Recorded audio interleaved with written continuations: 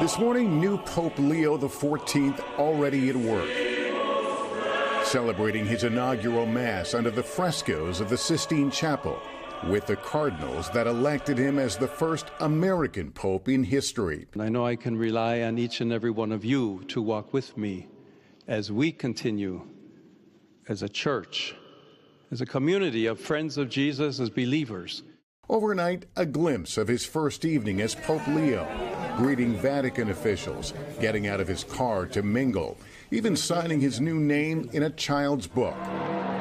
Earlier in the day in St. Peter's Square, after that white smoke billowed, an ecstatic crowd in the tens of thousands erupting as Leo emerged onto the balcony, addressing the crowd in fluent Italian and Spanish. La pace sia con tutti voi. Delivering a message of peace, calling on the world to build bridges. This seems like something that's going to be very hard to top in your lives. You know, you'd say once in a lifetime experience. I think it's a once in a thousand lifetime experience.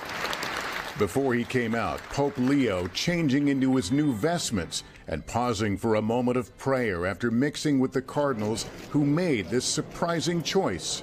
The 69-year-old was born in Chicago, educated at Villanova, and spent much of his life outside of the U.S., mainly in northern Peru, where he worked as a missionary, becoming a bishop and the head of the Augustinian order, then called back to Rome by his predecessor, Pope Francis, who appointed him cardinal in 2023.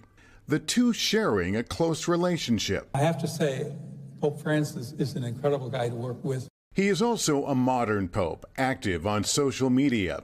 As a cardinal, he appeared to criticize both President Trump and Vice President Vance, recently posting the headline, "J.D. Vance is wrong. Jesus doesn't ask us to rank our love for others." Nonetheless, the president praising the election of an American. What greater honor could there be? Now, many Catholics wondering what changes he will bring. Leo choosing traditional robes for his first appearance, but choosing a significant name, signaling reform and championing the poor. Americans and the world watching as the new pope looks to the future. As you can imagine, there's already some demand for souvenirs of this event, this historic event. I can show you some unofficial souvenirs, include these rosary beads with the picture of the new pope. There is some other official merchandise, we're told, that will be probably hitting the streets later today after it gets approval from the Vatican. That'll be sold later today or tomorrow. Many eager to get their hands on some items. Savannah. Well, I'm glad you mentioned it because we did wonder what souvenirs you were bringing us there, Lester, as you got to witness history again. Yes. Incredible. Thank you so much. And Lester's a Chicago guy, too. I know. So it's extra special. Yeah.